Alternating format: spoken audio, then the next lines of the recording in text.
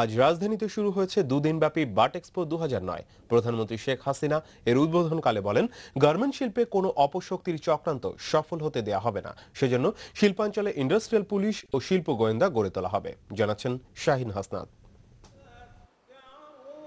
বাংলাদেশের পোশাক শিল্পকে ক্রেতাদের সামনে মেলে ধরতেই প্রতি বছর বাট এক্সপোর আয়োজন করে আসছে Bangladesh garments manufacturer and exporter association BGMEA।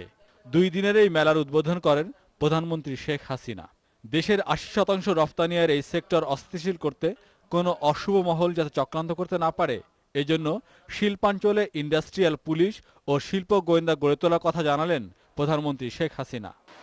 আমি লক্ষ্য করছি গার্মেন্ট শিল্পে বিশৃঙ্খলা সৃষ্টির চক্রান্ত চলছে, কিন্তু আমরা কোনো অপশক্তি চক্রান্ত সফল হতে দেব না।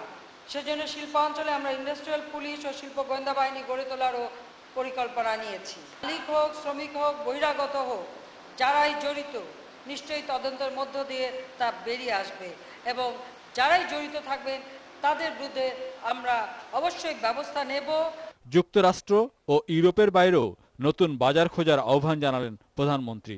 নতুন নতুন বাজারও খুঁজতে হবে। অস্ট্রেলিয়া, আর্জেন্টিনা, ব্রাজিল, মেক্সিকো, দক্ষিণ আফ্রিকা, এমনকি আমরা মিডল ইস্টেও আমরা এই রপ্তানির বাজার খুঁজতে পারি। সেখানে ভালো সম্ভাবনা দেখা দিচ্ছে। বিদেশি ক্রেতার রুচি ও পছন্দের সঙ্গে দেশীয় ঐতিহ্যের সংমিশ্রণ ঘটাতে হবে। BGMEA এর প্রেসিডেন্ট আব্দুস সালাম মুর্শেদের সভাপতিত্বে অনুষ্ঠানে আরো বক্তব্য রাখেন অর্থমন্ত্রী আবুল মাল আব্দুল মহিদ, LGD মন্ত্রী সৈয়দ আশরাফুল ইসলাম ও বাণিজ্য মন্ত্রী ফারুক খান।